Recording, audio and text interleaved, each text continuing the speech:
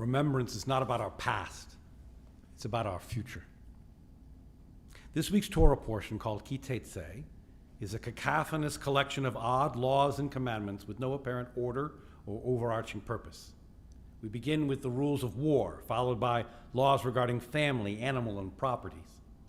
Civil and criminal laws are delineated, laws of sexual relations, interactions with non-Jews, loans, vows, and divorce, various business laws, fair wages, proper weights and measures. It goes on and on.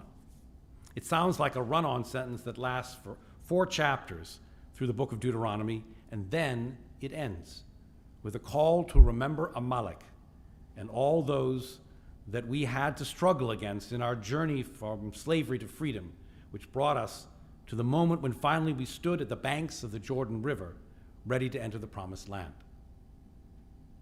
Remember what Amalek did to you on your journey after you left Egypt, how without morals or ethics he surprised you on the march when you were hungry and tired, cut down all the stragglers who lagged behind. Therefore, when Adonai your God grants you safety from your enemies round about, in the land that Adonai your God is giving you as an inheritance, you shall blot out the memory of Amalek from under the heavens. Do not forget. On the surface of the text, this commandment makes very little sense. We're commanded to blot out the memory of the cruelest of our foes, and then we're commanded never to forget what they did. Leaving aside the question of why God would command us to bear an eternal grudge against Amalek, while we're told not to harbor hatred against the Egyptians for what their ancestors did to ours, how can we never forget to erase something from our collective memory? The people called Amalek have long since disappeared from the face of the earth. Were it not for our recording of this cruelty, attacking us from behind, cutting down the stragglers, the old, the ill, the women, and the children who lagged behind as we struggled along our long march from slavery to freedom, were it not for our annual recitation of this tale from the Torah, the name of Amalek would certainly have been forgotten long ago.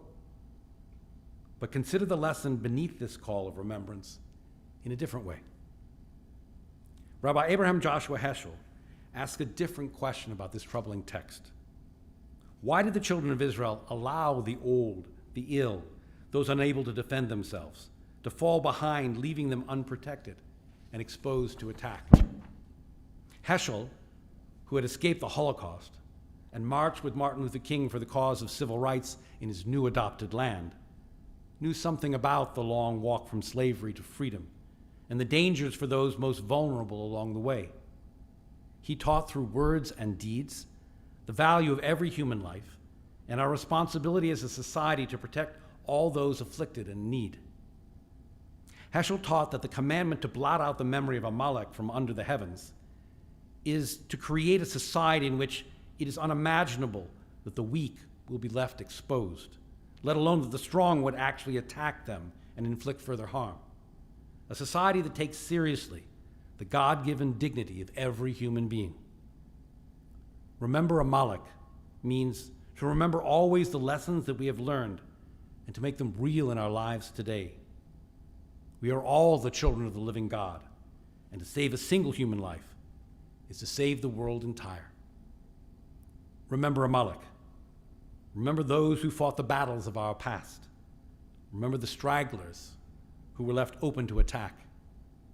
Remembrance, it's not our past, it's our future.